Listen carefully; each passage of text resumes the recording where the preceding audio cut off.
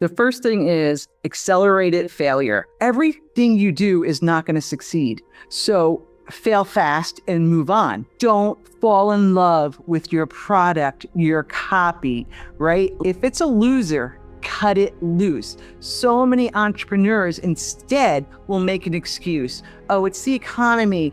Oh, the mail was on strike. Like, they make excuses. Cut it loose. Don't fall in love with it. That's number one. Number two is ride the wave. And this is where you need to understand your numbers.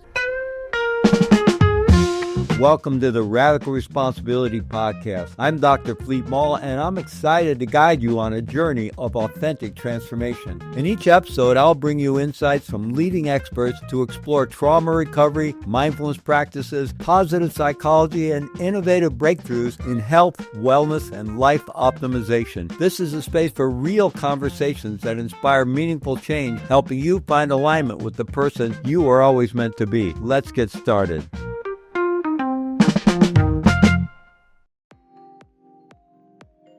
What if transformation isn't just about thinking differently, but feeling differently? Science shows us that true change happens when we align not just our minds, but also the neural networks in our hearts and guts.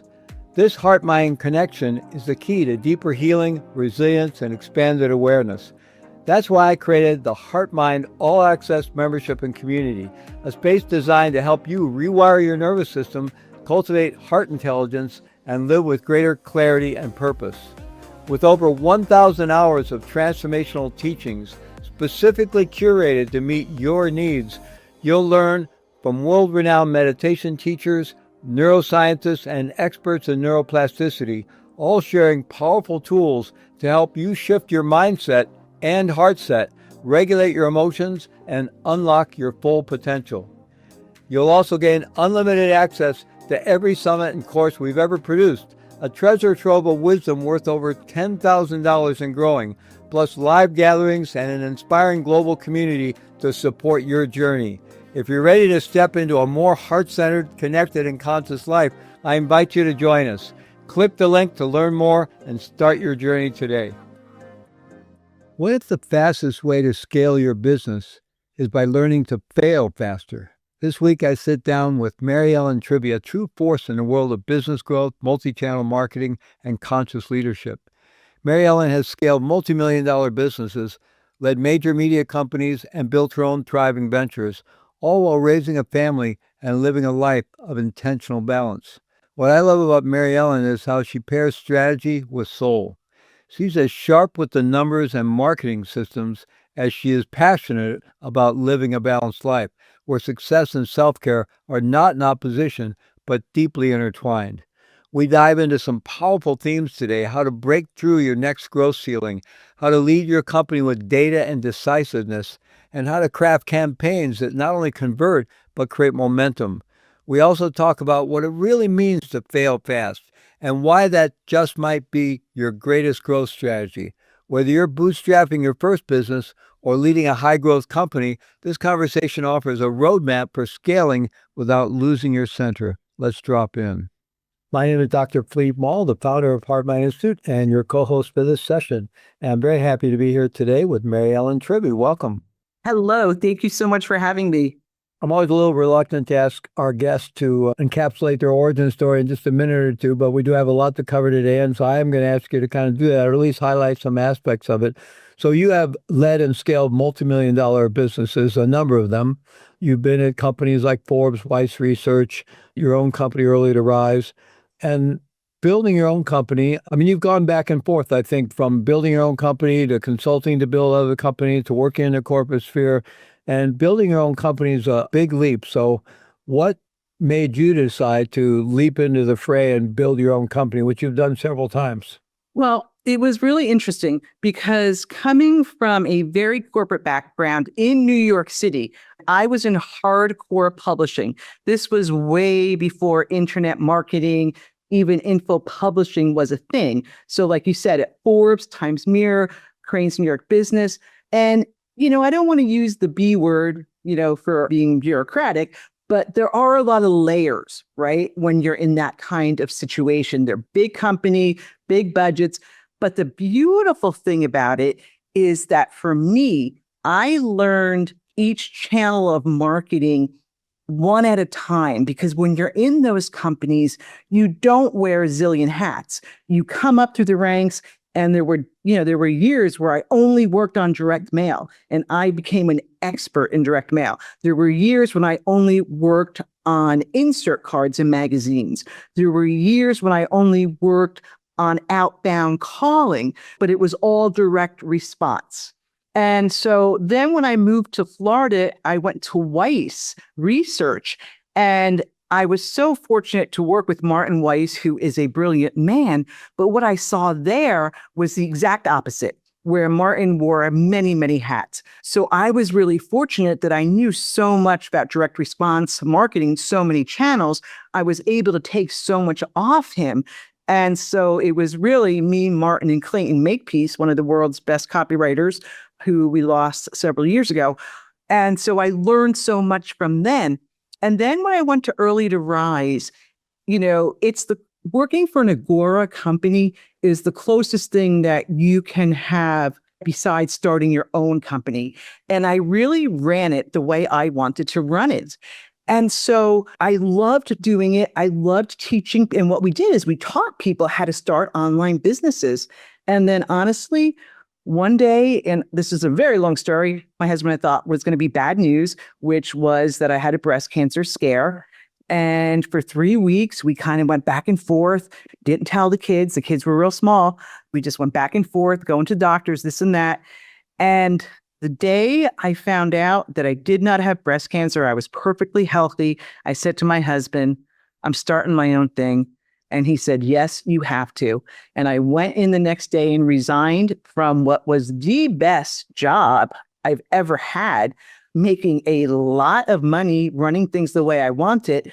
But I knew at that point, I wanted to teach working moms how to have a better life.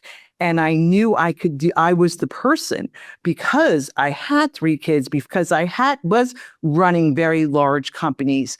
And so that is really what got me going on starting my own company. And when I left Agora to start workingmomsonly.com, people just asked me to consult. I never planned on having a consulting company, but people knew what I had done and they just kept asking me to consult. And that's how my consulting company was born. So really what we did is we started a media company, which was MedEdge, that incorporated info publishing, consulting, speaking, and book writing. Wow. Oh, that's quite a story.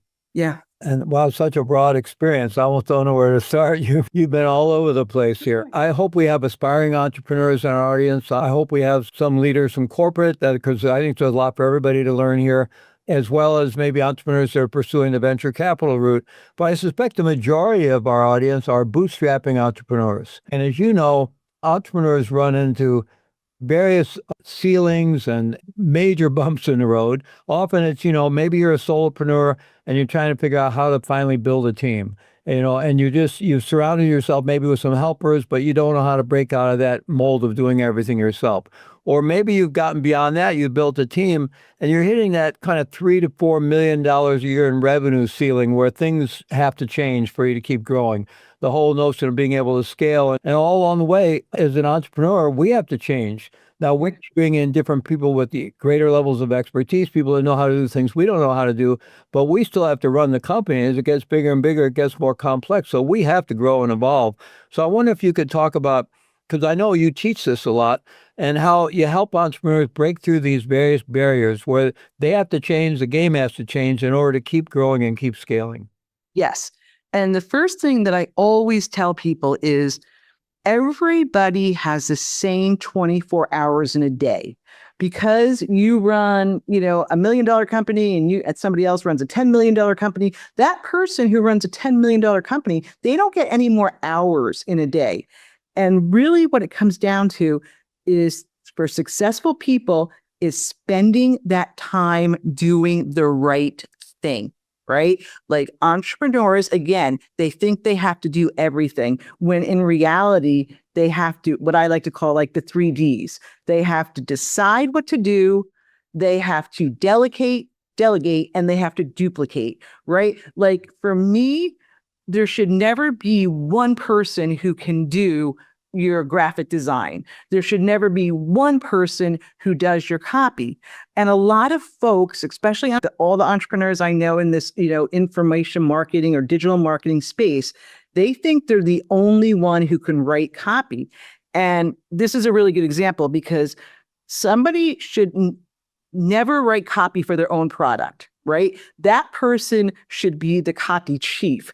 You need to have someone writing your copy who can explain it, who can get to the pain points, the benefits as good as you can, right? So you need to duplicate your talents. It can't just be you. And often with those 24 hours in a day, if you really looked at what you needed to do, you would say, do I actually really need to do that? What would happen if I didn't do that? And that's what people don't do first. They jump without looking at the reality of the product or the campaign and what's going to make this successful. And a lot of things are done that really don't need to be done. So I have a question about that. So I think for a lot of certainly solopreneurs and even entrepreneurs with a small team, maybe thinking, oh, that's all well and good. Yeah, go get myself a really good copywriter. They cost a lot of money, right? Mm. So there's always that tension of as you build out your team, especially if you're really, hiring really good people and hiring people that are smarter than you are in various roles and have the expertise.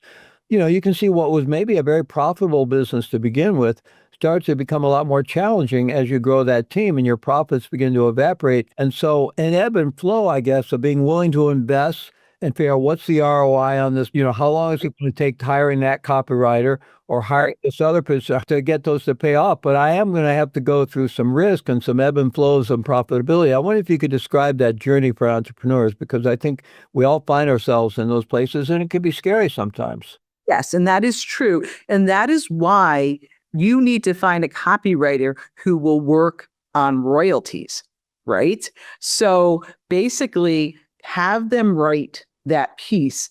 And then if it works and you roll out, then you're paying them based on rolling out.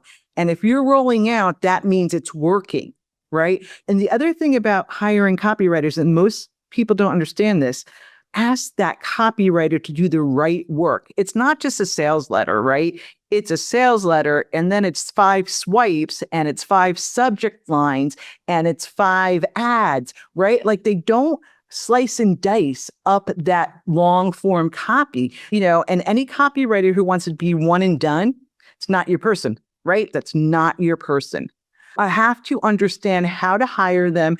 And, and I always say, ask people, ask for recommendations. Anyone who is starting their own business should be in some sort of mastermind. And it doesn't have to be the $30,000 a year mastermind. It can be a local mastermind, right? Entrepreneurs, you don't have to go it alone, even if you're starting, right? There's so many resources. Ask who you should hire. Ask, what are the questions I need to ask this person? What are their duties, right? If you were hiring a copywriter, what are they going to do for you? What are they going to do for you? When I had Clayton, I paid Clayton 1 year, $7 million. And I loved it. You know why? Because we were making so much money. So anybody who thinks in your company, oh, you're paying them too much money, and if you're not doing it the right way, maybe you are, but if you're doing it the right way, you want to pay them a lot of money. Yeah, especially if it's based on some incentive basis like that, like a royalty, because obviously if they're making money, you're making even more. So you have grown a couple of companies, as I shared in your bio, and in some pretty extraordinary ways, from one from 8 million to 26 million in 15 months, another from 11 million to 67 million in just 1 year. I mean, that's extraordinary growth under any conditions. And so what are some of we've talked a little bit about that just in the sense of a copywriter, but in broader terms, the whole issue of scaling and the challenges that you run into, how can we scale rapidly without scaling ourselves into trouble pretty quickly? The first thing is accelerated failure. Everything you do is not going to succeed. So fail fast and move on. Don't fall in love with your product, your copy, right? If it's a loser, cut it loose. So many entrepreneurs instead will make an excuse. Oh, it's the economy. Oh, the male was on strike. Like they make excuses. Cut it loose. Don't fall in love with it. That's number one. Number two is ride the wave. And this is where you need to understand your numbers. So, for example, when we were at Weiss and Clayton was our copywriter and he was basically working on royalties, they couldn't mail before I got there more than 10,000 pieces a month. But when I got there, because I understood what my numbers would do, we went from 10,000 pieces a month to 50,000 to 100,000 to 300,000. We got to a point where we were mailing 3 million pieces a month. And he was making a royalty on every single piece in the mail. But why we were able to do that is because I knew what we called back then doubling dates. And this is going to matter because I'm going to turn it over to online terms. So a doubling date essentially in the mail means, at what point can I double those results? So if we were mailing a number 10 envelope, your doubling date would be 10 days. So wherever you were at 10 days, you would double that, and that's where you'd end up. Hence, I didn't have to wait 90 days for results. I waited 10 days. If we were mailing a larger piece, what we called a tabloid, hence looked like a tabloid that you see in the markets, that kind of piece, I knew our doubling date was 14 days. So again, I didn't have to wait 100 days. I waited 14 and then I was able to go. So basically, By your doubling date, are you talking about you could double your investment, the cost of double your results. I'm sorry. So if my goal for the mail was 100% ROI, right? And if I knew at 10 days I was at 50, 60%, I was golden, right? And so I didn't have to wait. But most people will say, oh, I have to wait. My goal is 100%. So they're not moving till they get to 100%. Yeah, right. And that's 90 days out as opposed to 10 days out. So I was able to go. So you have to ride that wave. So I know that when I put something online, that my doubling date is essentially 40 hours right? Because it's online. So I can look where I am in 40 hours and I know where I'm going to end up. So I don't have to wait a week. I know my doubling date, I can ride the wave, and I know my long tail. So it's all about understanding those numbers and really analyzing your data, right? So the next time anybody puts anything, online that you're going to send out, look where you are after a day, after 48 hours, right? Like, where are you? And look at the difference of where you are so that you know that you don't have to wait those extra days. That if you test with 100,000 and after 2 days, if you've got a list of 300 or 400, now you can go to the whole list because you can go 5 times, right? Essentially, you always 5 times those numbers that you mail initially. So if you have the data that shows something's working, put your foot on the gas. Yeah, you ride that wave. We had a promo for Early to Rise that one promo did $17 million. And it was the best promo in Agora history until, of course, Porter Stansberry crushed it 3 years later. But it was $17 million on one promotion. Let's shift that into, there may be people in our audience doing direct mail marketing and advertising, but a lot of people are doing digital marketing today. They're advertising through Meta, through Google, through YouTube, and maybe they're on LinkedIn, which is pretty expensive, but they're in a lot of different marketing channels. I wonder if you could talk about multi-channel marketing in a minute, which could include other means of marketing, other times of advertising or direct mail, but just this whole multi-channel approach to marketing. Yes. And so this is what's really important, what people should know, that basically people who use 2 or more channels, somebody who responds to you in 2 or more channels are essentially 50% more valuable to you. Somebody who responds to you in 3 or more channels is 100% more valuable to you. Okay. But here's what you need to do. When you're doing multi-channel marketing, you need to make sure, regardless if you've got a Facebook ad, you're on Instagram, you're putting something onto your own list or renting list, that you keep the tone and the feel that marketing consistent, because people need to see something on an average 3.5 times before they respond. Did you ever hear when you're driving in your car and you hear a commercial, a 15-second commercial, and then the next commercial is the exact same commercial, right? Like we've all heard that. And so that is because people need to hear it over and over. So that's why multi-channel marketing is so effective. Don't confuse your audience. Keep your offer the same once you've tested it and you know what your control is. Keep the colors the same, keep the tone the same, because basically you're talking to the same person, the same prospect, just in different channels. So I know a lot of your marketing work is neuroscience informed, brain based. So what you're talking about, by keeping the branding consistent, by keeping the tone consistent, the colors consistent, the messaging consistent, you're creating an imprint in that person's neural architecture, possibility for them to make a buying decision. Yes. Absolutely. That is why when people do those big launches that everyone's seen, that swipe copy is is often very similar, right? Because, gosh, I got this email yesterday that said this from so-and-so. Then I got it today and it says the same thing, but it's from this person. And then I got it, again, the next day and it's from this person. Well, they must all know something, right? So that is why they give you maybe an option of 2 or 3 swipes if you're involved in something like that, because they want to keep it consistent and because people have to see it multiple times. In many ways, I mean, this may not be true across all marketing channels, but in some ways, marketing channels have become more expensive. There's really high demand for them. I remember when we did our very first online summit, we got Facebook or Meta leads for 46 cents. They're quite a bit more expensive than that. Right. And often people have a lot of budgetary pressures and so forth. And when you're even an early stage or even a later stage entrepreneur, you can be really concerned about profitability and budget and so forth. So I wonder if there's one marketing channel or marketing strategy that you feel is particularly strategic, particularly leveraged, and maybe often overlooked that entrepreneurs could have in their war chest to really get traction. I'm going to tell you my absolute favorite thing to do. And so many people don't do this. They go to Facebook. My favorite marketing channel is renting dedicated email lists and sending them out with your offer. And I want to share why.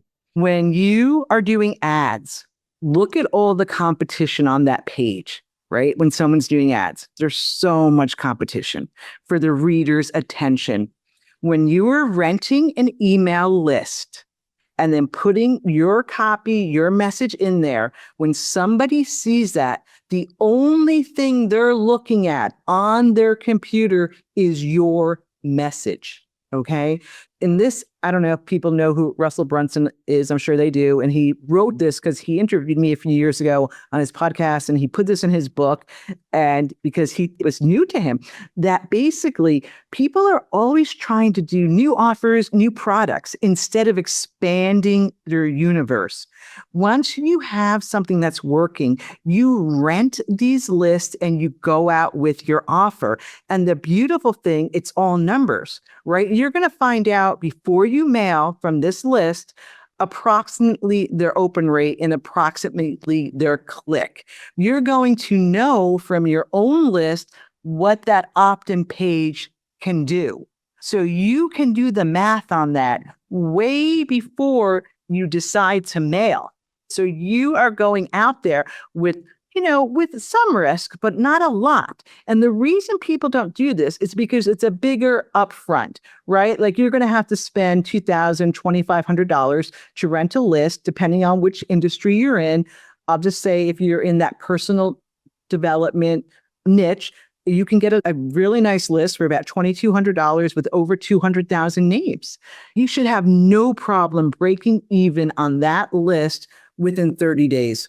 If you do it correctly. So, I have a question about that. Personally in our business, we have our own list, and we also work with a lot of affiliates where they mail for us, right? We also mail for affiliates. But renting a list, how do we do that in today's world of privacy sensitivity and spam concerns and all this? How do we actually rent email lists in order to mail out without ending up in those kind of problems? Oh, easy peasy. Basically, there are list brokers. And that is their whole job. And basically, the lists that they're renting to you have all agreed that they could receive third-party communication. And the list does not, now, the list doesn't come to you. You send your copy to the list broker. The list broker then mails it for the list owner. Okay. Nobody should ever give their list away to anybody, right? That's bad. But every list you rent, their community has said that they will receive third-party communications. I see. I got it. So you can't really upload massive lists to your own email provider anyway. No. Some of these email list brokers are similar to affiliates in a certain way, except they're not working on a commission. They're just upfront charging a fee. Right. A long time ago, I was working with Rich Sheffer and helping him with some campaigns. And he said to me, "Oh, MaryEllen, we did a reciprocal, I won't name the company. And basically we did so well. I made $60,000. They got 30 grand and we got 30 grand. And I said, Richard, that's great. But you know, that list is on the market for $3,000. So when you rent a list, basically you pay what you pay and then you get what you get. So if you pay $2,200 and you make $5 grand, fantastic, right? And some are going to be bombs. They won't all win. But once you test and you have list history, and this is so important, people don't keep a list history. And you should do it not just with list rentals, you should do it with affiliates as well, right? You should have a spreadsheet that has every affiliate mailing for you, what the open rate was. I mean, we'll get to those metrics later, with all this data on it. So you build a list history. And then if your affiliates are working, then go out and rent a like list. Right? A list that's like that you can rent. And instead of giving 50% away, you're renting it at a flat fee and keeping what you get. Wow. We are going to get into the metrics now. So I'd like to talk further. You've been referencing it all along. You referenced in that doubling date before and when you're doing the direct mail. Let's talk about the importance of data and doing data-driven marketing of all kinds, whether it's multi-channel marketing, all our efforts in marketing. Right. Data-driven. So can you talk about the kind of data we need to collect and how we really make data-informed decisions? Yes. And this is one of my core values at my company is to know your results. Okay. Know your results. Okay. So first of all, too many entrepreneurs get caught up in the cool factor, I kind of call it, right? When in reality, you should be able to manage your business like on the back of a napkin, right? So if you understand your open rates, your clicks, your conversions, and your CPL, you don't need all these fancy charts and graphics. Like it always cracks me up when everybody wants to put something in a chart in like I just need it, on an Excel spreadsheet. That's all I need, right? So if I know that, I can predict and make my assumptions all day long. Okay, those are the numbers you need to understand. The other thing I always like to say first to people, because before you're marketing, is that you need to understand what I like to call a keep your door open number, right? Keep your doors open number. How much money do you need to make every single day so that you are covering your hard cost and then your variables, right? But mostly, if you've got a budget of X amount of dollars per marketing for a month, your rent, the salaries, employment tax, all those little, your software costs. How much money every day do you need to make to break even? And most entrepreneurs don't know that number. And that's really important because, if you don't know that, just knowing your opens, clicks, conversions, and CPLs, it's not enough. Right? Before you know what you have to make a day, because then you're going to need to know exactly how many emails you need to send every day, or how many direct mail pieces you need to send every month, right? So you have to know that number first, make sure you do. And then you then you go back to your marketing numbers and make sure you understand what they are. Right. So knowing those numbers you're referencing can really help us budget and target our marketing efforts. What about further testing to really test what improves those numbers, right? How can the copy, the color of an ad, the style, the SEO, all the variables that we can tweak, testing to get the best numbers possible? Yes. And honestly, for me, You test things that scream. You test things that make a difference. You are not looking for, a 0.5% here and a 1% here. You're looking for a good, at least a 10% lift, hopefully 20, 25% lift. That's what you're looking for. And so basically, most entrepreneurs don't test enough, right? So if you have your control, right, you have something that works, then every time you mail, you should be taking 20% of your mailing and turning it into a test, okay? But you don't do 80% control and 20% test. What you do is 60% control. The next panel is the same size control, 20% against the test 20%, because you need to measure those, the 20% to the 20%, not 80% to that 20%. Does that make sense? Absolutely.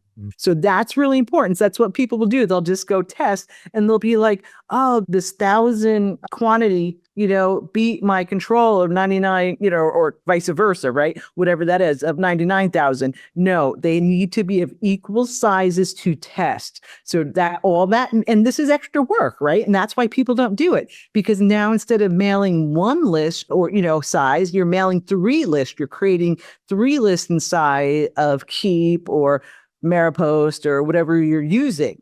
Okay. So you have to, when you start and you go out and get a CRM or an email service provider, make sure they have the ability to test. One of the things we test in business is price testing. I know you've been involved in, I think, both B2B and B2C businesses, and some B2C businesses in the sort of personal development space, even supporting working moms and things like that. As these businesses and these niches develop, there often can be a lot of saturation and kind of race to the bottom, and everybody's price testing, and the lower prices keep winning because everybody's lowering their prices. How do you work with that? Because at a certain point, the niche is not going to be viable if you just participate in that race to the bottom, right? So you have to find some way to combine price testing with how to fundamentally position your product or your service, right? In terms of price. Yes. And a lot of times it is not, about the price as much as it's about the perceived value of something. So for me, especially if they're already your customers, right? And you want to, have them keep buying, the first thing is a whole mind shift of, this is not an email list. This is a community of like-minded folks who have trusted you to help them solve a problem, right?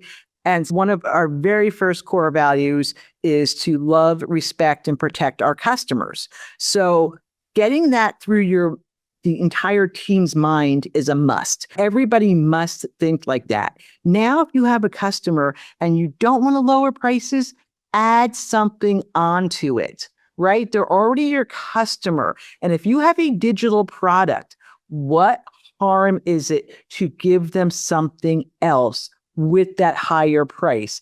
Yes, it's a little higher price, but they're getting twice as much now. So I would much rather keep my higher price and add on to that, to bundle something onto that, as opposed to lower the price on something new I'm going out with. So what have you found when you're doing A/B testing with various kinds of offers? What have you found are some of the most critical things to test? Well, basically, price is always good, but I know, honestly, I know my community so well, so I know where their price point is. So the best thing that you should be testing price on is actually on an upsell. So many folks don't have an upsell, all right? And now, if someone has just purchased a product, your upsell product should be 50% of the initial product, right? And my upsells now, they come in about they're at 69 to 71% of the folks will take that upsell. So what does that do to your average unit of sale? It just bumps it like crazy. So test that, because the beautiful thing is you have the initial buy. So test that upsell price. It's not just about the initial price, but the upsell price. And you could test. So what I would do, if you have never done this, I would take the price of the initial product. I would test a product that's 10% higher of the initial product. And then I would test one that's 50%. And again, see, that's what screams. I'm not saying 10% and 11%, right? I'm testing things that scream. And so you've got people who have already made that purchase. They know, they like, they trust you. But the bottom line is they have to also say, I believe this person can help me. And that's the main thing there. That's piece that most people miss. They always do know, like, and trust, but know, like, trust, and I believe this person can help me. So that upsell needs to be, how can this really help the customer, as the original product should be, but this is real perceived value. And with that, we always say we could easily sell this for twice as much, right? Easily. But since you've already purchased this, we want to make sure that you get the most out of it. So I want to circle back to testing in just a moment, but the upsell, you mentioned some very high upsell rates. So what are some, and you just mentioned a little bit how you're positioning that upsell, but what are some other elements in terms of the alignment between the initial product and the upsell? Or what are some of the other elements that lead to successful upsell besides pricing? Definitely, like you said, the alignment, right? That you want to take this to the highest possible level of success. This is going to get you there. Okay, that is going to get you there.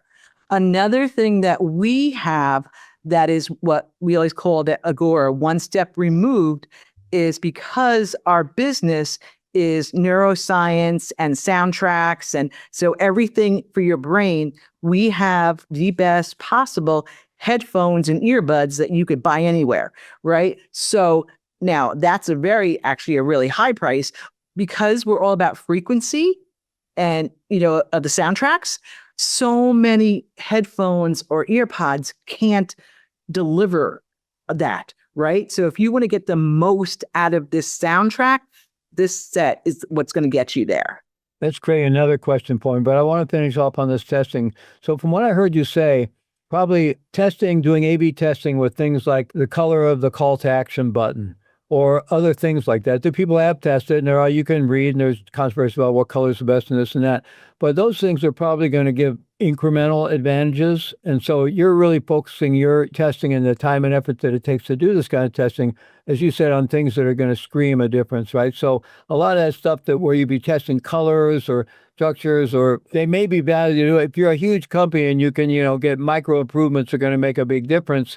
But smaller entrepreneurs, you probably need the things that are really going to make a big difference. Is that what I hear you saying? Absolutely. And this is what I just want to say to everybody is that, again, when I say screen, you test things that screen. For example, never ever blend the color of your buy now button to make it look pretty, right? So if you have a red, white, and blue page, and then you've got like a navy heart, and then you have a red button in there, what you're doing is you're blending and you're trying to make it look pretty. Direct response marketing isn't about pretty, it's about effectiveness. So just go for the orange button. I'm telling you now, if you have a pink page and you put that light pink, buy now button because you think you're going to women and they like that, no, put the orange button, right? Did you ever go to Amazon and not have an orange button? Right? Just put the orange button. Don't blend those colors.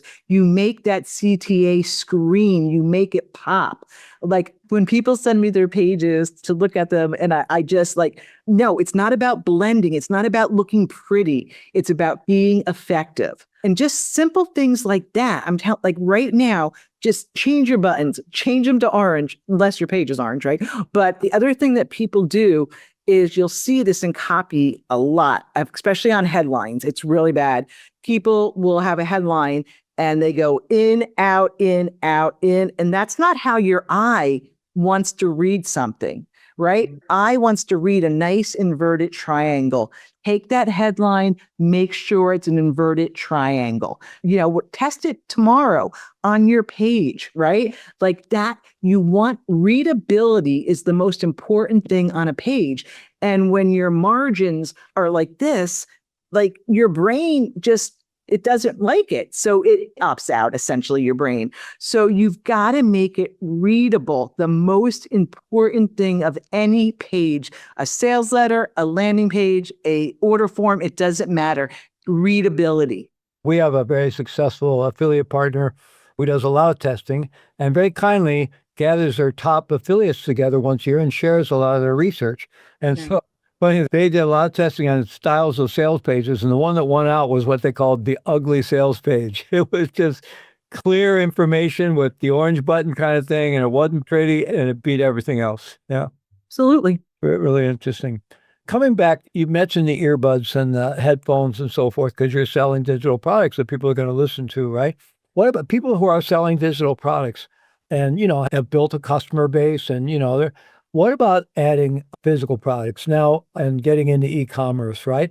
Obviously the earbuds and the headphones almost sound like a no-brainer, right? Where people need the quality, if you're kind of doing some kind of a, neurofeedback type meditation device that requires headphones, you're going to want good sound, right? But there could be other things. If you have a community, you may want to start to market swag of various kinds. You might want to create a supplement line. It's a whole different business to get into that physical products and do e-commerce. But does that make sense for an entrepreneur? And, do they have to, and it may be a whole different business model to master. I don't know. Maybe it could just create confusion or something, but I'm curious about your thoughts about that or where you've seen people be successful in that way.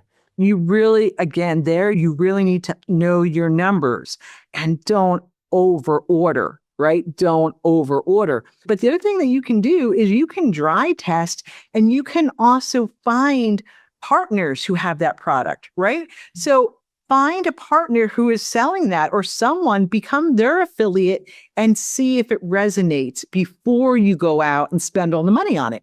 That's the cheapest R&D you're ever going to do, right? So even ClickBank, right? Like ClickBank, there's a zillion orders on ClickBank.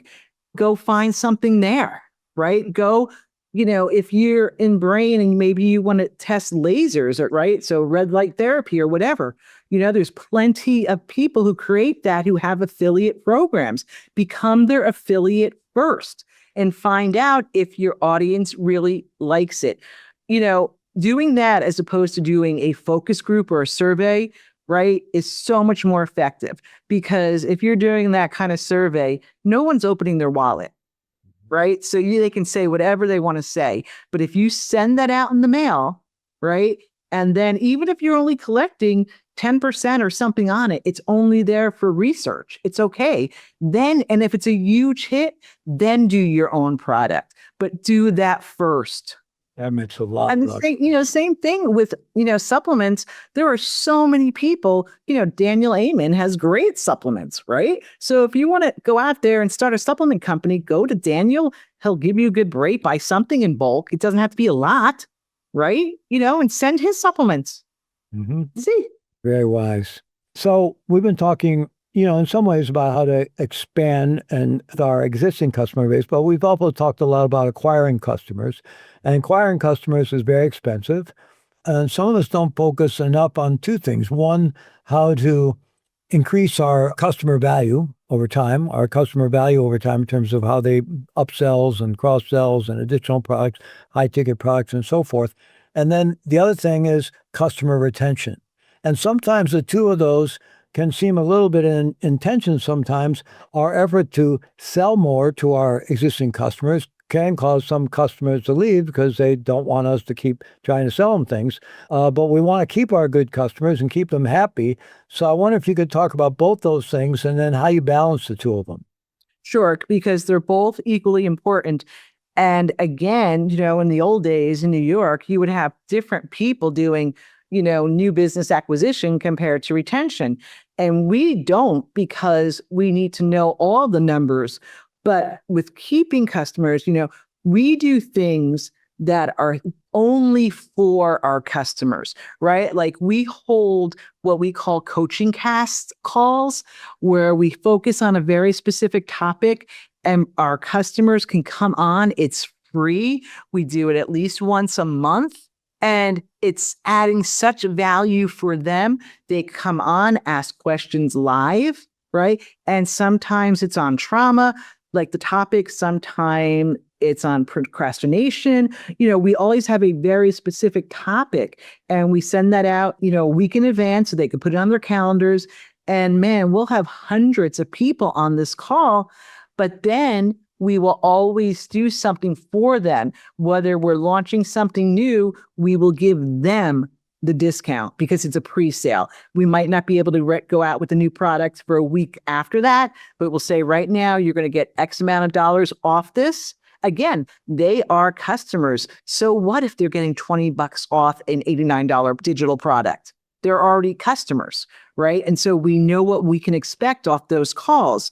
And that is key, what you said the first time, which is understanding the lifetime value of your customer. So if you're starting your business 6 months in, you should start looking at lifetime value, right? And then do it again at a year, do it again at 18 months, do it again at 2 years, and understand what that is. Because if you understand what somebody's going to bring you within 2 years, now you know that maybe, that CPL, right? That's a very cost per lead. That's a really, really important number. But you also know that, just because you can get names in at $2.34 doesn't mean you can't go to a different channel now. It might cost $5 a name, right? Because I know with my dedicated email list, how much it costs me exactly to get new names in compared to what it costs me exactly if I go on Meta, right? And frankly, the meta names are always more expensive. But if I know my lifetime value, so what if they're more expensive? If I know I'm still going to end up at X dollars after 24 months, so what? Right? So understanding the lifetime value of your customers is key, and start it at 6 months if you're starting your business now. And what are some of the other keys to customer retention? You talked about adding value. You provide monthly coaching calls, which really support them in what they're trying to do. What are some of the other ways that you really work at customer retention? We send them customer support videos throughout their journey. So our flagship product is called the Holistic Solution. And actually, if you do this product correctly, it'll take you 10 years. I mean, some people might be done in 7 or 6, but if you're doing this correctly, where you're spending the correct amount of time on each level, it'll take you all that time. So basically, sending them videos of how it works, answering, having FAQ on those videos at all times. We send them support letters constantly, not just a thank you. It's not just thank you for buying this product. If you need anything, call us. We contact them. How are you doing? We will say, we'll ask them to fill out little surveys that aren't, for new product. It's on, how did you feel after a month? How did you feel after 2 months? And we'll give them options, right? So that constant communication, again, it's not looking at them as a list. It's looking at them of a community of like-minded folks. It could be your mother. It could be your grandmother. It could be your brother, right? That's how you have to think of your community. And if you only think of them as a list, they're not going to last. So people are highly sensitive to emails these days. On the one hand, I hear you saying communicate a lot with your customers, communicate proactively with your customers, and provide them lots of support and resources, small surveys, all these kind of things. But that's a lot of emails. You're going to drive some unsubscribes with all that. So how do you balance engaging your community for retention versus, undermining retention because of the volume of contact? I mean, how do you figure that out? Because we always have content that is not promotional. So we had started, we always have what I like to call an inbox magazine that goes out. It's essentially value driven. And it's written like, when you write to your folks, you're writing to one person at a time. Like, I am never going to say, dear, subscriber, or dear this. I'm always going to say, dear Fleet, right? Dear Frank, dear Mary, right? And one person at a time. That's one. We'll always send a content piece every week, another content piece that says, what do you think? This is the topic. And then I just want to know what you think. Please reply to this email and let me know your thoughts. People love to give opinions, right? And by doing something every once in a while that is so personal, we have one that goes out from our product development person, and he's in charge of our client services. And I told him like about like I'm a tennis player, but I had started playing pickleball and blah, blah, blah, blah, blah. And I told him, I said, just do an issue on pickleball, right? Just do an issue on pickleball. People love it. Make the subject line, do you want to play pickleball with me, kind of thing. Unbelievable opens. People responded like crazy. Actually, studies have shown people who play racket sports, it's great for your brain, right? We know this, that if you play a racket sport, hand-eye coordination, it's great for your brain. And we worked that in, like that study, into the piece, right? So it was pure value, it was fun, and people replied like crazy. So it doesn't always have to be, about, brain science forefront. There was brain science worked into this because it's so good for your brain and your body, right? But it was just fun. So keep it fun with them. And part of what maybe a subtext of this, I don't know, but if you're doing your best with your communications to make it very value added, very personal, really, you're having a conversation with your customers who you love and you're really truly value, then the ones you're going to keep and they're going to respond, engage with that are probably going to be your best customers anyway. And the ones who would unsubscribe because they don't want the emails are probably less likely to be your best customers. Is that an assumption, or have you found that to be true? Oh, I know it to be true, right? Because what we will do is one of those numbers we'll record on our spreadsheet is unsubs by promotion. And every once in a while, what we'll do is we'll look at that person, see how long they've been with us and how much they bought. So you spot check them, right? Now, if you're getting all these unsubs and they're all incredible buyers, then maybe your communication isn't the right communication. But just that's all you have to do. Just take those unsubs for the week and spot check them. And you mentioned before that you have this monthly coaching call where you post a topic a week ahead of time so they can put it on their calendar, and then you come on, you're presenting something, they can ask questions, and it's a huge value add for your customer base. And then you said as a reward, I think you implied that as a reward for attending, they get a discount on maybe a new product coming up or something. Yep. You pitch that at the end of that coaching call, or did you? Absolutely. Yeah. Absolutely. Yep. Every time. Yeah. So as long as you've added the value up front, you feel you can pivot into a pitch that people will appreciate, it doesn't diminish the value they got from coming to that coaching call. That's right. And here's the other thing that's really important is that we'll always do those calls. We'll do them on a Wednesday. We always resend that on a Friday, and then we'll give them through the weekend at that price until that Sunday night at midnight. And then we'll generally have launched that product to everybody on the Tuesday at the higher price. I want to talk a little bit about balancing our life as an entrepreneur, our personal life. I know you help mothers with children be successful in business and entrepreneurship. Just one last question on this customer retention, customer base. What about recurring revenue and membership programs? Do you have any highlighted words of wisdom around the value of creating membership programs, subscription programs? I think everybody should have some kind of subscription program. And it's tricky because of the content that you have to add, right? So that is the hard part about the, kind of reoccurring revenue. But now, like, for example, we just launched an app, right? A year ago, I guess, a new app a year ago, and it's fantastic. And so again, with our best customers who are already in our inner circle, to retain them, they get 50% off that app, right? If they buy the yearly package. Okay, so they get 50% off. And then we have a yearly and monthly price for everybody else. And the beautiful thing is that when we write to everybody about the app, we'll say, and remember, anybody who's a lifetime member, you're going to get 50% off. So now people who aren't in that lifetime membership are like, wow, they're getting 50% off. So let other people know about the special things that somebody's going to get, right? So that's really important. We're actually working on a streaming service now with some of our products. But I really like the idea of, and again, if you're thinking about selling, right? If you're building to sell, well, having reoccurring revenue is almost a must. Yeah. We're nearing the end of our time, and I want to talk about or ask about how people can find out more about your work. And I know you have a wonderful free gift to offer to our audience.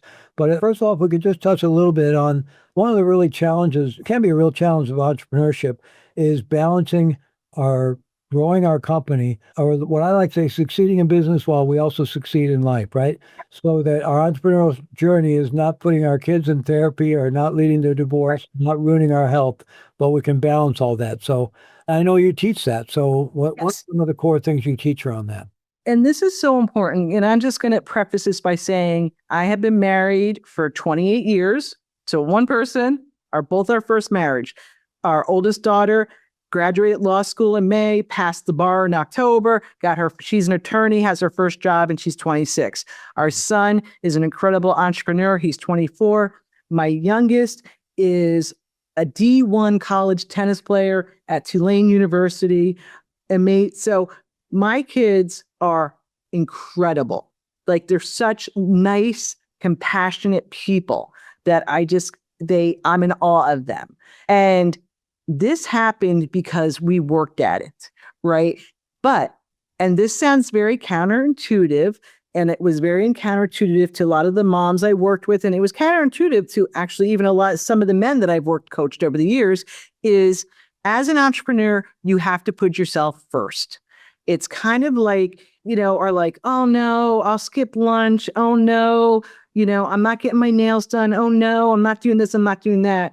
Really what you're doing is you're like burning out yourself, plus you're teaching your kids how to be a victim as opposed to a leader. Okay. So by putting yourself first doesn't mean you're putting everybody else behind you. It just means you value yourself as much as you do anyone else. The other thing that I do is, for me, it's not about a balanced lifestyle. It's about a blended lifestyle. So the way I live my life is by having purposeful activity.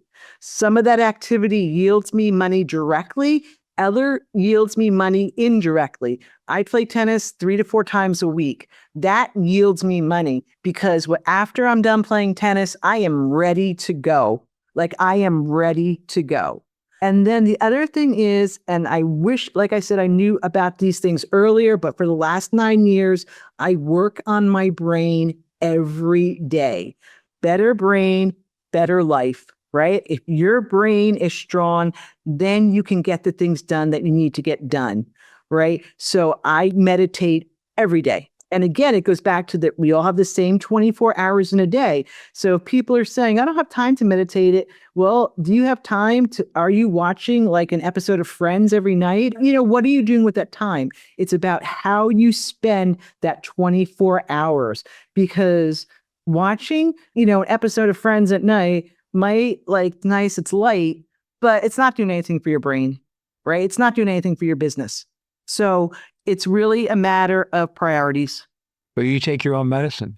Yes. Wish, like I said, that I knew about this when I was in my 20s, but thank God I do now. That's, Wonderful. Well, this has been illuminating. I mean, I'm going to go back and watch this and take notes, and I hope any of our audience will. And of course, we're making the transcripts available and so forth for those who want to have this going forward as a resource. I know you have a free gift for our audience, and where can people access that? And where can people find out more about you and what you do and your services? Yes. And so I want to say that we created a brand new soundtrack for entrepreneurs. It's called the Entrepreneur Success Solution. So please just go to holisync.com/solution. It is a free track. This one is 15 minutes. And so please get that free. Please use it. And I'm telling you, if you use this for a week straight, 15 minutes, you're going to feel a difference. You use it for 2 weeks, a month straight, you're going to feel a difference. Just use it every day. Entrepreneurs have a lot of stress, right? So this is the Entrepreneur Stress Solution. Everybody has 15 minutes in their day to do something great for themselves. Wonderful. Thank you. And your basic website where they can find out more about your other products and services? Centerpoint with an E.com, right? Centerpoint.com. It's really, we have, and what I'm saying is we have so much free stuff up there to test out, right? So please give it a try. There's plenty for you to test out without spending a dime that could change your life, change your business. Wonderful. MaryEllen Tribby, thank you so much. Thank you. This has really been illuminating. I can't wait to go back and get the transcript and just start highlighting and taking notes and really applying a lot of these insights in our own business. So thank you so much. Thank you. It was a pleasure. Thank you for joining me on the Radical Responsibility Podcast. Remember, real change happens when we commit to our growth, face our challenges with compassion, and stay open to transformation. If you found this episode helpful, I encourage you to subscribe and help us spread the message of healing and personal empowerment. Stay grounded, stay present, and stay true to you. Take care.